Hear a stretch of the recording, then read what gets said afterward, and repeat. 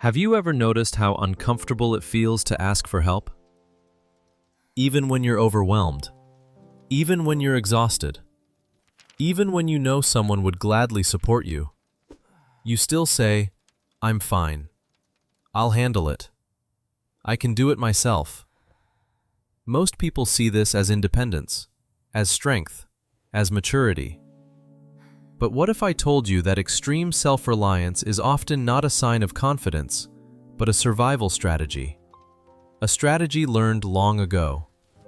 One that quietly shapes your relationships, your stress, and even the way you see yourself. Today, we're going to explore the psychology of people who do everything alone, and why their greatest strength may also be their greatest burden. Imagine a person named Alex. Alex never asks for favors. When moving apartments, he carries everything himself. When work becomes overwhelming, he stays late instead of asking for support. When life gets difficult, he disappears rather than reaching out. People admire him. They call him responsible, reliable, strong.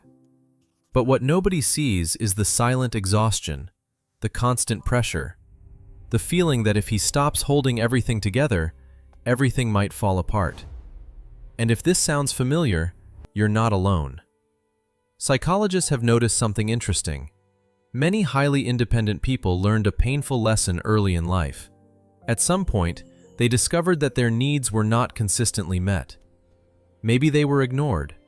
Maybe they were criticized for asking for help. Maybe they had to grow up too fast. Maybe they became the responsible one long before they were ready. Over time, the brain adapts. Instead of expecting support, it learns a different rule. Depend on yourself. Don't burden other people. Handle everything alone. Eventually, this stops being a conscious decision. It becomes automatic, a reflex, a survival mechanism. And here's where the paradox begins. The more capable you become, the harder it becomes to ask for help, because everyone assumes you're okay. And after hearing that long enough, you start believing it too. You become the dependable one, the problem solver, the strong friend, the reliable partner, the person who always seems to have everything under control. But strength comes with a hidden cost, because strength without connection often turns into loneliness. And loneliness has a way of hiding behind competence. You may look fine on the outside, but inside, you carry responsibilities that were never meant to be carried alone. There are several signs of hyper-independence.